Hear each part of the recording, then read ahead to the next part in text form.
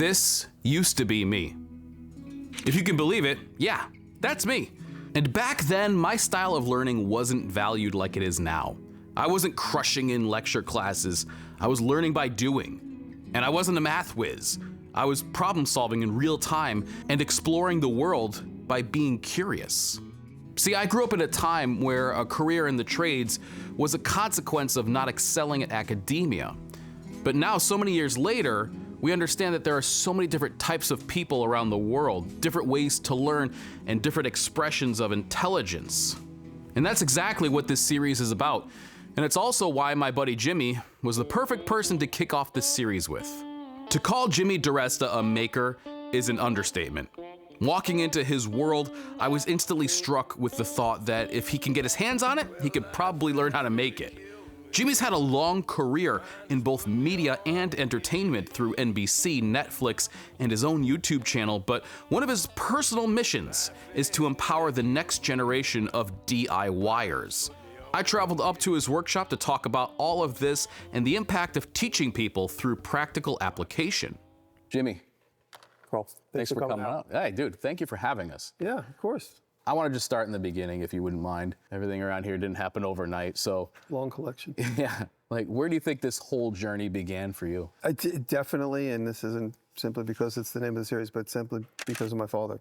My dad was always very curious about tools and music and entertainment and comedy, and he really imparted that on his kids. The sense of curiosity that my dad had right up to the very end. He died at 83 years old.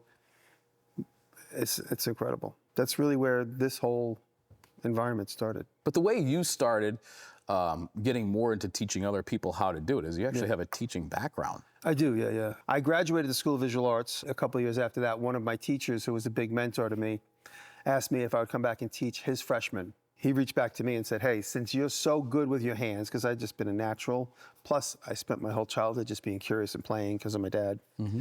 So by the time I got to a college-age student, all my contemporaries were just then figuring out that they wanted to do this. I had been doing it since I was a young boy. And now the maker community, you have so many young kids learning right away. You know, kind of like I did with my dad, but you have it on a huge scale because they're watching YouTube. The system did work pretty well. Almost 50% of my students went on to Kevin's class, and they went on to be really hands-on, good, practical students. So now you have the podcast, you have the channel, and those things are moving forward, but it's been more about empowerment to people through DIY than anything else. Well, the main focus of the overarching, I guess you would say, mission statement is to show people that they could do this too. I guess it has a lot to do with getting rid of shop class, and a lot of people talk about there's no budgets for shop classes anymore, so kids don't even know that that's available. Yeah. And if you've never made anything in your life and you make the smallest thing, people get so excited.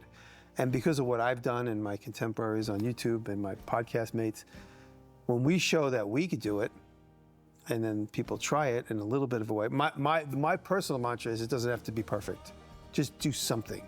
And then that gives you a reference point to do the next version of that something, and so on and so on. And then when you build two versions of it, suddenly you start this network of building different things and developing and collecting skills. So many of my fans reach out to me and go, I love what you're doing on YouTube. And then I get a message from them within the year, and they go, I tried to do my own YouTube video and it looks just like yours. Is that okay if I call it Diresta Inspired? And I was like, of course. And then people come back to me and go, aren't you mad that so many people are using your name to get views? I'm like, no, because my name Diresta Inspired is on so many, if you Google Diresta Inspired, and so many of those conversations started out with, I love what you do great stuff. But then I got this legacy of so many people being like, who is this? Diresta, what? Diresta Inspired. So I have little mini ads everywhere. So it brings people back to my channel. So, but the idea of showing somebody that you can just, with a handsaw and a screw gun and a drill and a table, making something, showing somebody that they could do it, and that it's not that complicated. Cool. Well, you want to make something? Yeah, I'll show you how to make some stuff. All right, Are you a woodworker? No. All right. I'm an electrician. You're gonna be a woodworker today. All right. This is gonna look like a rustic. Leather hinge, leather Perfect. hasp, some leather accents, maybe some leather handles on the side. So we'll have some fun with it. First thing we're gonna do is process the edges, get rid of some of this rough cut on the edge. We're gonna keep the rough cut on the front for character, but because we're gonna use the edge for construction, we'll clean it up.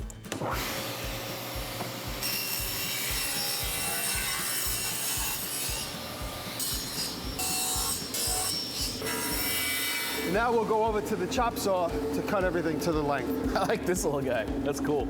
I cut my pinky off on a table saw that didn't have this technology. Oof. The saw went through my fist like that. And I was doing something and I fell like on the saw like that. Oh. So I made these as a joke to my fans to keep all 10. All right, so we got to clean cut each end and then cut it to length. So I'll just pick a random length here, 23 inches, all right? This is the front and back of the top. This will be the hinge, part of the hinge lid. You following along? Sure.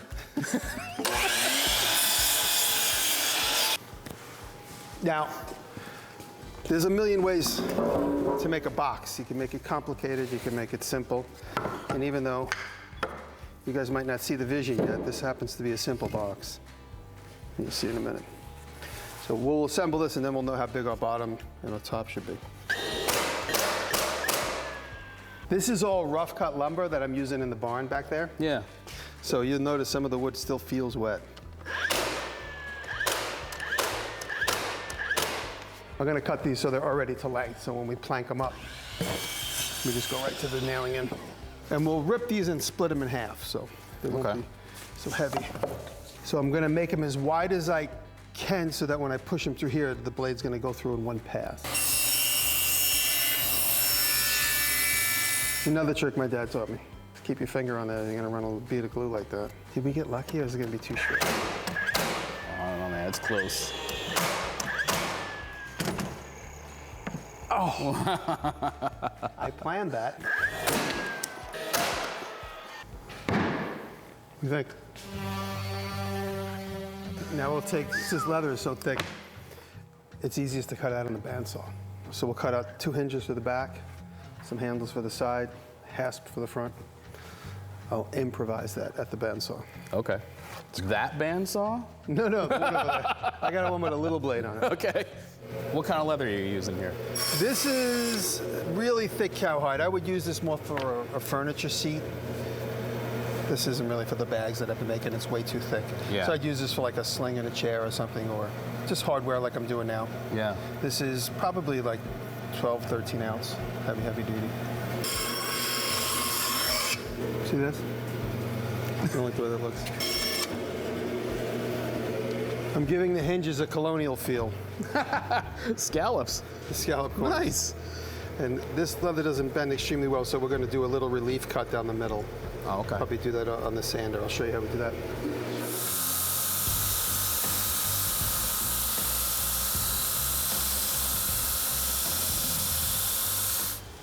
I like making these boxes where you don't have to think too hard.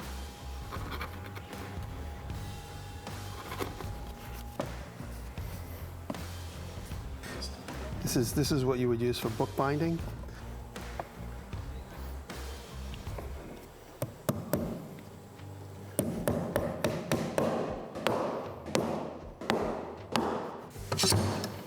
That's a trick I learned when I was in my architecture school in high school. I went to architecture school for 3 years. Yeah. And to find the middle of any oddball shape. So this is 23 1/4 or 23 1/8. Just angle it down to 24 and just, the middle of that. And I didn't put it in the middle, I screwed up. Even with that trick. Yeah, I wasn't paying attention, it moved. As a kid, I most often learned by watching. And that's why my videos are the way they are. Because I was never good at listening to the teacher. I wanted to just watch what he was doing. Don't sit here and try and give me all the details because you're gonna lose me. Now this little latch mechanism is something I've seen on a Swiss Army bag. Like a real Swiss Army, like from the real Swiss Army, not just the brand. This attachment in a bag probably from the 50s or the 40s. So no dust can get in at your lenses. That's why you do that like that. Beautiful. I almost think that, with your podcast and with your channel and stuff, what you're doing is almost playing that same mentor figure to a lot of people who are listening who you may not even realize. Oh, 100%. My buddy Sean Beckner, he's a fan now. Many of my closest friends are people that started watching me that I found on YouTube. And Sean Beckner is a close friend. And yesterday he posted something that made me tear up. He posted a slow walk through his workshop. And he said, this all started because I saw one of Jimmy's videos 9 years ago. But he said, I was living in a trailer when I saw that first video. He goes, now he has a house and a workshop, and his family grew too, so I think that's partly why his life grew. But he said he didn't have the aspirations until he saw the video, which is great.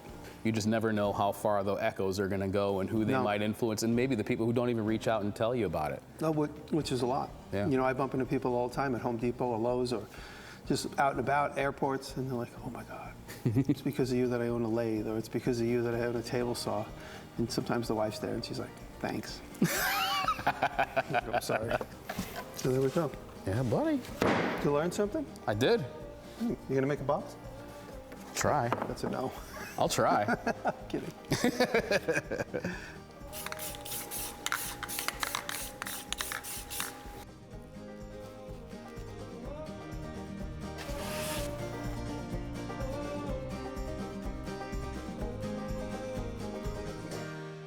As a father, one of my main goals is to make sure that my kids are as prepared for life as they possibly can be. And as for me, I hope to be the person in their life who I didn't have growing up. Now, a lot of you know me through these videos and my reviews of different products and my hatred of loafers, but what you might not know is that growing up, unfortunately, my father wasn't really around very much. A lot of my learning by doing was really by necessity, and I collected a lot of mentors, guys much like Jimmy. And to use his words, he is who he is thanks to his dad. So whatever we've learned from Jimmy throughout all the things that he's done, we certainly have to thank him, but we also have to thank his father. That kind of legacy, that kind of impact endures and reaches people that his father never met. That's what I'm hoping that we can explore together in this series. Whatever your household looks like now, or what it looked like growing up, maybe this series could be a small contribution in your journey of parenthood, mentorship, or discovering new ways of learning. Anyway, thanks for watching. I'll catch you next time.